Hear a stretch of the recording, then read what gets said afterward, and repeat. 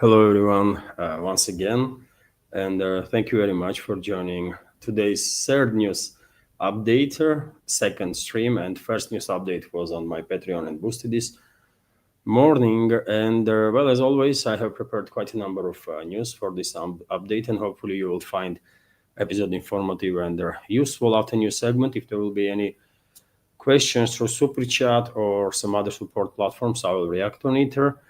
But in general, I will try to make this update as short as I can. And so, without any further delay, let's go through some news, dear friends. And first of all, I will start with this report that this evening there was and still continues blackout in some parts of Kiev. All sorts of videos are circulating from different districts of the city. There was no Russian strikes, dear friends, so probably there were some issues with the grid, and Kiev went darker. Well, didn't turn out well for Zelensky's regime. Threats to orchestrate blackout to Moscow, isn't it?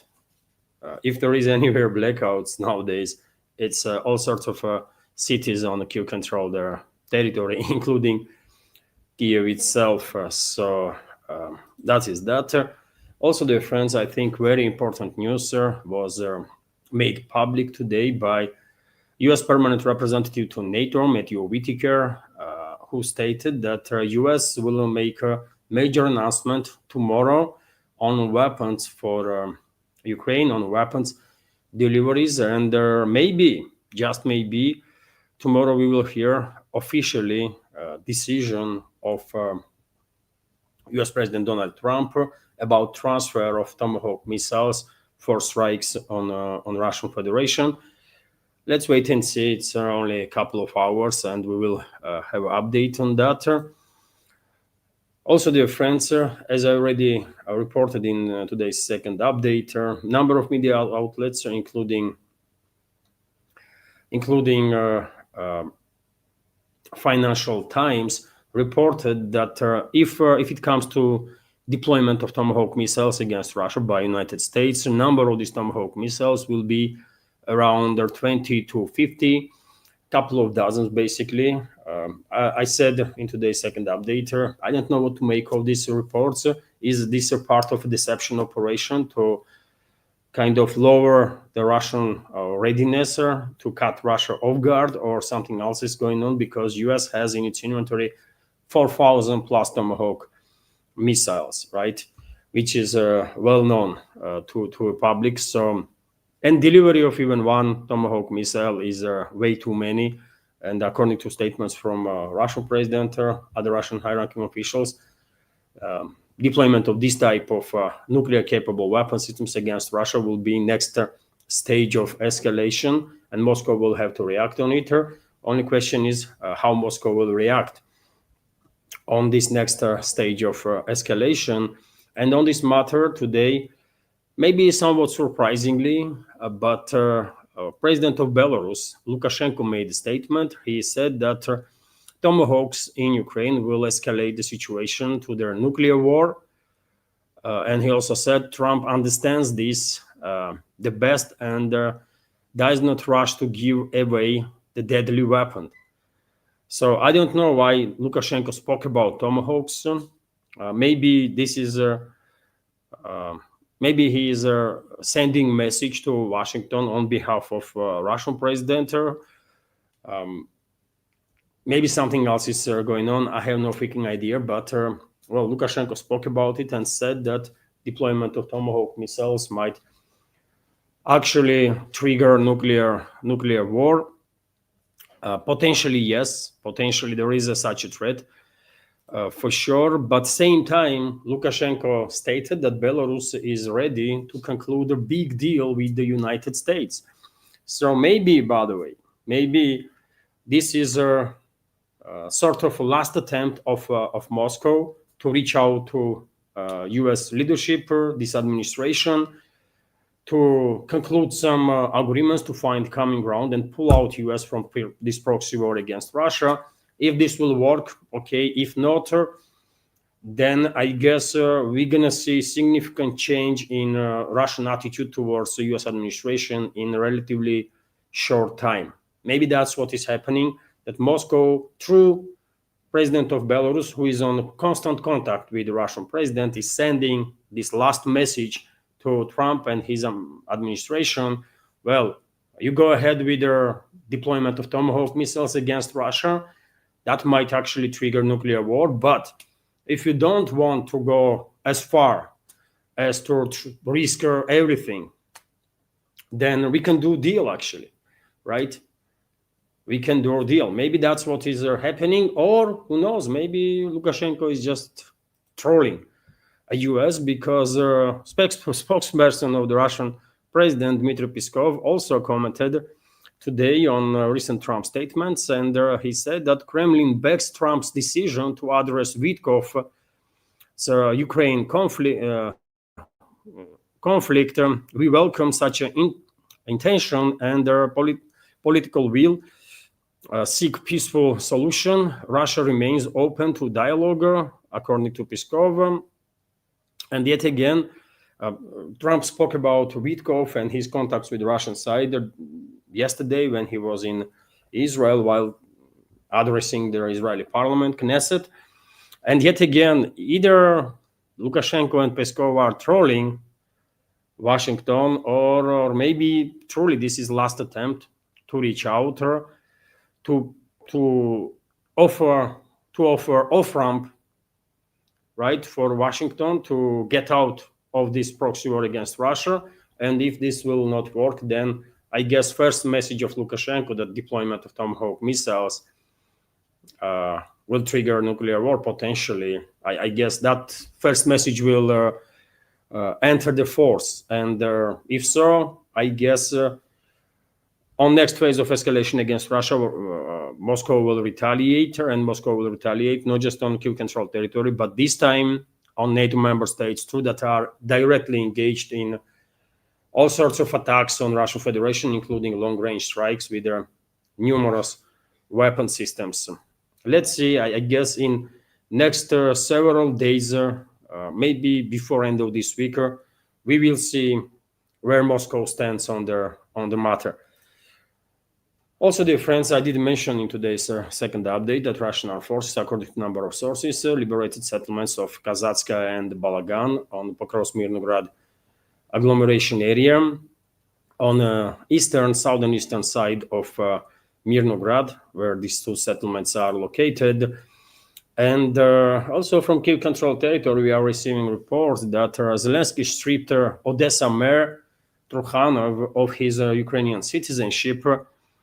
So Vladimir Zelensky signed a decree stripping Odessa mayor Gennady Trukhanov of his Ukrainian citizenship, which automatically disqualifies him from serving as a mayor. The host of Ukrainian Telephone reported this on air, citing sources in the Zelensky's administration. And officially, reason for depriving mayor of Odessa of his Ukrainian citizenship is alleged Russian citizenship that he has, although Trukhanov himself always denied that he has a citizenship of Russia. And he was warning basically for quite some time now that some sort of provocation is being planned against him by Zelensky and his administration. And well, now he's being stripped of citizenship. And if he truly don't has Russian citizenship, then he is a stateless person, right? And he also lost his position as an official in Odessa, mayor of one of the major cities, still on the Kyiv-controlled territory. And soon he might lose freedom and maybe even life, because yet again we are talking about Western-backed terrorist regime of Zelensky that Trukhanov was a part of. But I guess at some point, due to some corrupt dealings between them, something happened, and Zelensky and his affiliates decided to get rid of this individual, and they did. And they might not stop on removing him from office and taking his citizenship. They might actually kill him.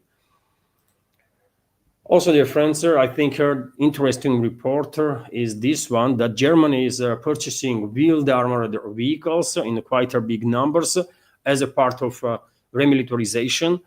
So accelerated, actually, remilitarization. So Bundestag committees responsible for Bundeswehr procurement will discuss 3 projects on Wednesday, tomorrow, totaling approximately 7.4 billion euro. So the Bundeswehr can order new jackals and lynx from military-industrial complex.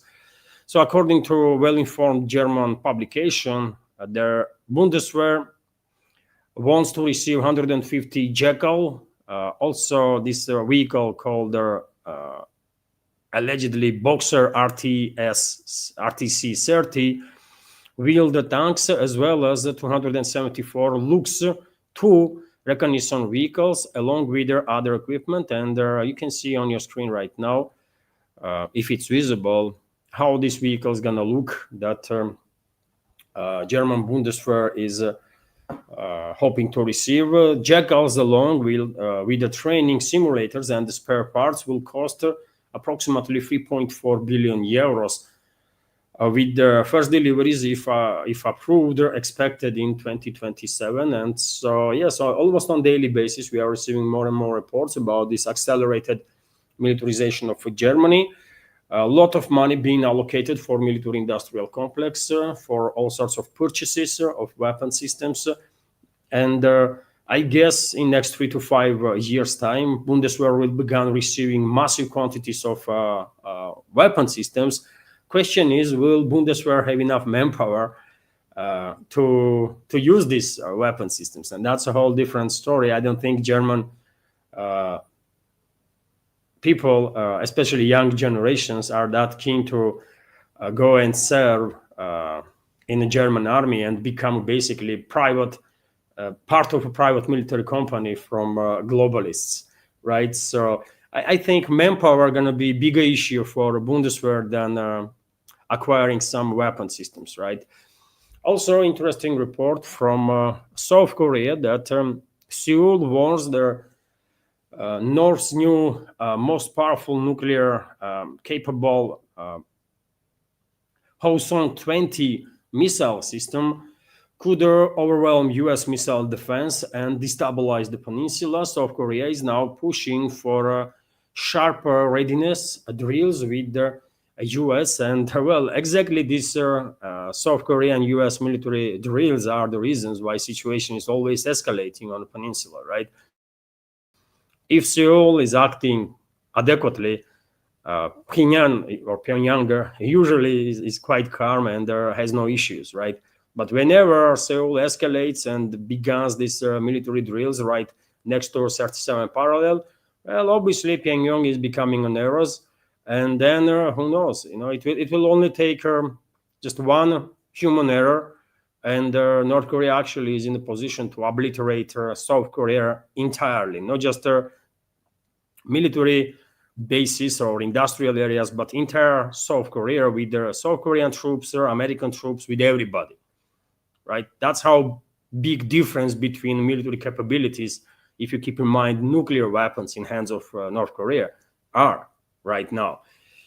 So if anything, Seoul should seek withdrawal of US troops from peninsula, not additional drills, but these are stupid people, by the way, right? These are puppets of the US, right? That being put in position of power in South Korean leadership. So of course they are in no position to serve the best interests of the South Korean people. It is what it is.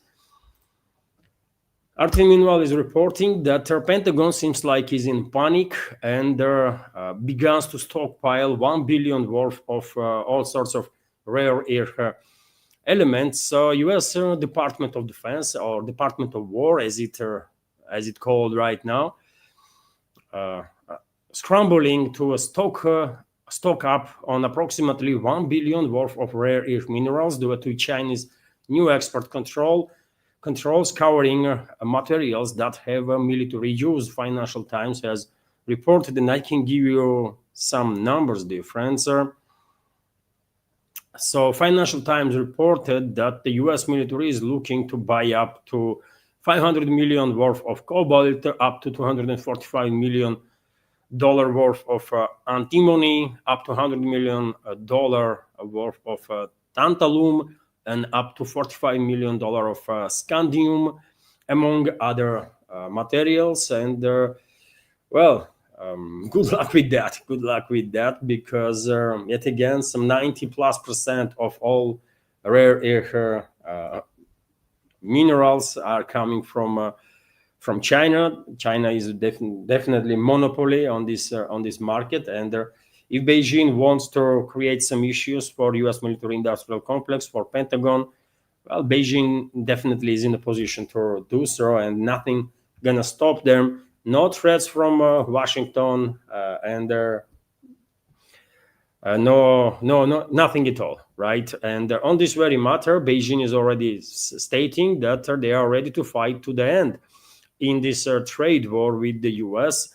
So China has said it is prepared to fight to the end in their ongoing trade war with the US, reaffirming Beijing's uncompromised stance towards tariff threats from their Washington. And as you know, dear friends, US President Donald Trump just a couple of days ago threatened China with 100% tariffs after 1st of November, due to decision of Beijing to introduce some additional control measures on exports of rare earth minerals, rare earth elements, when it comes to their dual user, potential dual user possibilities, right? So Beijing is not backing down, by the way, not backing down. But yet again, these strong stance, strong statements from Washington and Beijing may be part of sort of negotiating tactics, because today RIA Novosti, for example, reported that US and China have agreed to hold the summit in South Korea despite all this escalation in recent days. So a meeting between US President Donald Trump and Chinese President Xi Jinping on the sidelines of the summit in South Korea will proceed as planned, US Representative Jamison Greer stated. Right now, the meeting is scheduled. The time is agreed upon, he said in an interview with CNBC. Their APEC summit will be held in South Korea, France, from October 31st to November 1st. And earlier, there was already reports that on the sidelines of this summit, there might be, this is Asia-Pacific Economical Summit, by the way, there might be potential meeting between Trump and Xi Jinping. But yet again, statements being made in such a manner, especially from Washington, and such language is being used towards China, that this summit potentially can be even derailed, because I don't think Beijing is inclined to tolerate any nonsense from Washington now or any time in the future, right? Also, I think this is interesting reports when it comes to Western hostilities towards China. Bloomberg reported that EU considers forced tech transfer from Chinese investments. So European Union is considering forcing Chinese companies to hand over key technologies if they wish to operate within the bloc. According to Bloomberg, the proposal would apply to firms entering major European technology sector, including battery production and their automotive industry. And I guess it will not take long before China will retaliate against European companies, and they will face some restrictions to work in China. And China is like maybe biggest markets for many European companies, or at least second biggest one after US. Right, and I mean, truly, I don't think European countries are in a position, or Brussels for that matter, to blackmail China with some restrictive measures on Brussels jurisdiction or jurisdiction of London. Let's see how the situation develop. But I think with such measures, all they will do is scare the hell out of potential investors, right? And Chinese or investors from India, some other countries will just think again about worthiness of their European partners, right? and how risky the investments are, and maybe they will further accelerate withdrawal of the investments. That will be best decision on their part, I think, because I don't know, man. One have to be absolutely reckless to invest in Western economies right now. One have to be absolutely reckless to invest in Western economies when there is no guarantees whatsoever that your investment will be safe, right? If before, if like 5-10 years ago, there was still some doubts that European capitals or capitals in other Western countries will take some hostile actions and confiscate or freeze or steal investments, then right now there is no doubts about it, right? And whole world sees how Western countries are treating Russian investments, for example, when they are stealing those assets. They froze it, they are stealing profits, and there is a high probability that they have already stole a significant part of frozen assets too, right? And they are openly considering formalizing this stealing. So, if anything, all the investors in the Western economies from rest of the world should pull out their investments, by the way, and live happily ever after, right? Because you have investments in investor, you have trouble, right? You are in trouble. And when it comes to escalation, Western escalation or Western driven escalation against China, we have this report that Taiwan, Japan, and the Philippines should establish a joint security framework to counter Chinese threats. This was stated by Taiwan's foreign minister, so-called foreign minister, Lin Chia-lung. The statement underscores Taipei's growing alignment with Washington and its allies along the so-called First Island chain. Such a moves only deepen militarization and confrontation in the Asia-Pacific, undermining any remaining prospects for a dialogue and the peaceful reunification with Beijing. Well, we all know which force is behind these escalatory steps from these anti-Chinese regimes. Taiwan, Japan, Philippines, maybe a few more, right?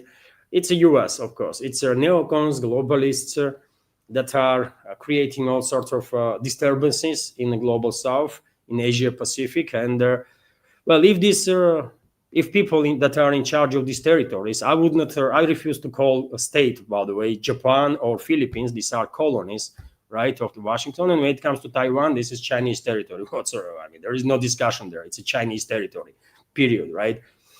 So whoever is in charge on these territories, if they have any brains and if they have any care about their fellow people, Japanese or Filipino people or Chinese people in Taiwan, then they should seek agreements with China, not escalation, because China gonna crush them, all of them, right? You mess around China and you will find out. I don't think US gonna come and help them much, because if it comes to China-US war, China will obliterate US too, by the way. Literally, China will obliterate US too, right? And I'm not saying China will survive. US will strike back hard, and basically, if it comes to full-scale nuclear war, no one gonna win, right? There is no winners in nuclear war, but US already is in no position to do anything really with China. And I wonder what the heck is wrong with these so-called leaders of these territories, like Japan, Philippines, Taiwan, and the rest, they still are messing around China on behalf of Washington. This is so counterproductive, but there you go. Meanwhile, China continues to cooperate with all the countries that are willing to cooperate with China, and of course, one of the strategic partners that China has is Russia, right? Both Russia and China are on the highest level of political, military, and economical cooperation ever, right? And today we have this report that Russia and China have approved a plan to develop shipping along the Northern Sea route. And so the development of and the approval of the roadmap are aimed at creating a sustainable transport corridor. Cooperation involves implementation of a modern logistics and technological solutions to improve transportation efficiency and develop capital projects according to this report. And it's not just a statement, by the way. First container ship, for example, from China, docked in the UK via Arctic shortcut. So the first Chinese container ship has completed their transit to Europe via Arctic northern route. A Russian state nuclear giant Rosatom announced on Tuesday, and this announcement is coming from Rosatom because on the Northern Sea route, Russian nuclear icebreakers are operating and providing safe path for all sorts of commercial vessels, right? So therefore, if anyone knows what's going on there, it's a Rosatom, obviously. Backed by Russia's nuclear icebreaker fleet, their voyage nearly halved their shipping time compared to traditional southern routes, according to Rosatom, which has a fleet of atomic icebreakers and operates their Northern Sea route. Russia has been developing the Northern Sea route as a transport corridor that runs through its Arctic and Far East regions and serves as the shortest shipping link between Europe and the Asia-Pacific region. The Northern Sea route is expected to become a major trade route and could drastically reduce the transportation time compared to traditional pathways through the Suez or Panama channels. And last year, by the way, I believe through Northern Sea route already was transported 30 plus million tons of cargo, which is just the beginning. I said many times before, just give it another 10, 15, 20 years, and Northern Sea route is definitely going to become a major trade route for this world, and most safe one, by the way, right? So some good news there, you see. I mean, when countries are willing to cooperate, something good is happening. And Russia and China are definitely on that path.